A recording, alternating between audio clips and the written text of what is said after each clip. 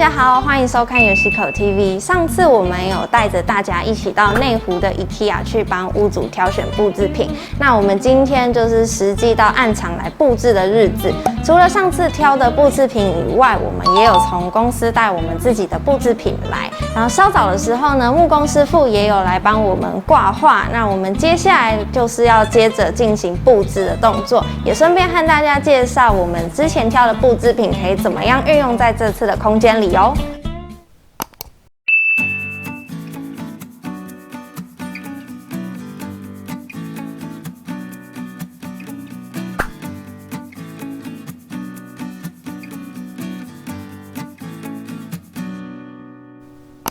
首先，我们来到的这个空间就是当初设计的合适空间。那屋主未来也有可能把它作为麻将间来使用。那我们现在呢，因为拍摄的需求，所以我们先把它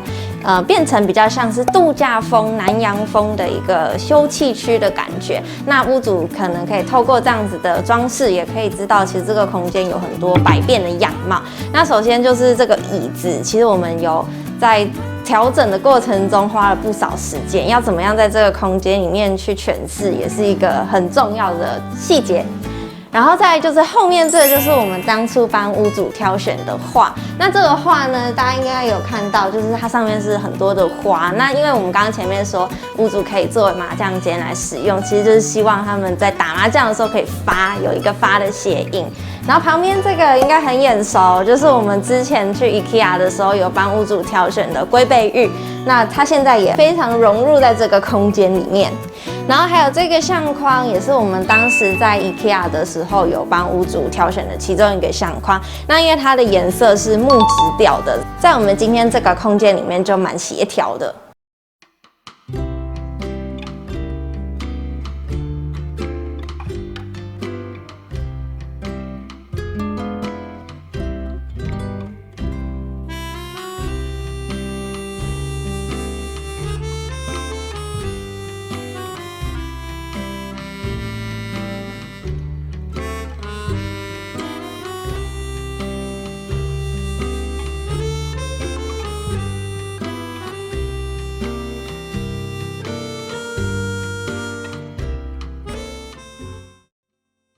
那在这边的空间就是我们之前规划的书房的空间，旁边后面的地方书柜，我们在 IKEA 的时候，那时候也有提到，希望可以用垂坠的植物来做装饰，那再搭配一些相框，还有书本，还有一些小小的装饰品、盒子等等去做搭配，那整体搭起来就会像是现在呈现的样子。那旁边这边的柜子呢，我们就运用了屋主的爸爸，他有留下来一些书本、书法用具，还有一些宣纸等等。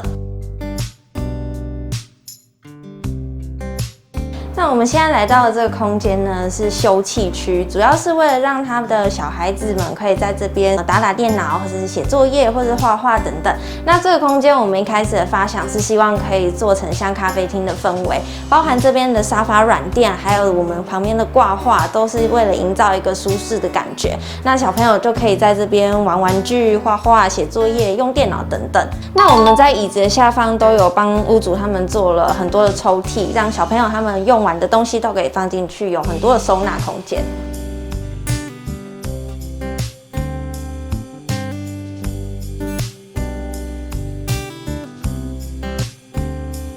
再我们来到的空间是主卧室的空间。那当初我们为了配合屋主的床头背板是灰色的背板，我们挑选了有3组的床包，还有被套组。那我们今天在铺床的时候呢，一开始我们是先铺了这个墨绿色的床包，结果铺了之后发现好像有一点点单调，我们就一直在思考要怎么样去做搭配。结果发现我们帮他挑了米色的这个被套组，跟绿色的这个被套组做一个搭配堆叠之后，发现意外的很融合。在铺好床之后呢，其实我们也有想过，好像哪里有一点点素雅的感觉，所以我们后来把这个桌灯放上去之后，觉得这一切的氛围都对了。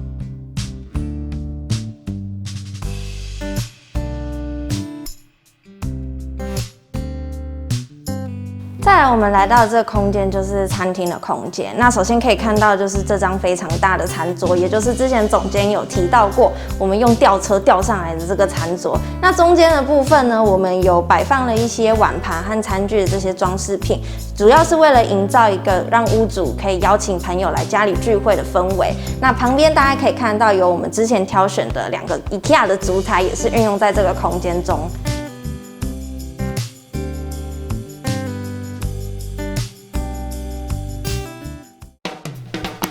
以上是我们这次的布置分享。刚才布置完后，我们也有传给屋主，那他也很满意我们帮他挑选的布置品以及布置后的样子。那喜欢我们的影片，不要忘了帮我们按赞、订阅、加分享。我们下次再见喽，大家拜拜。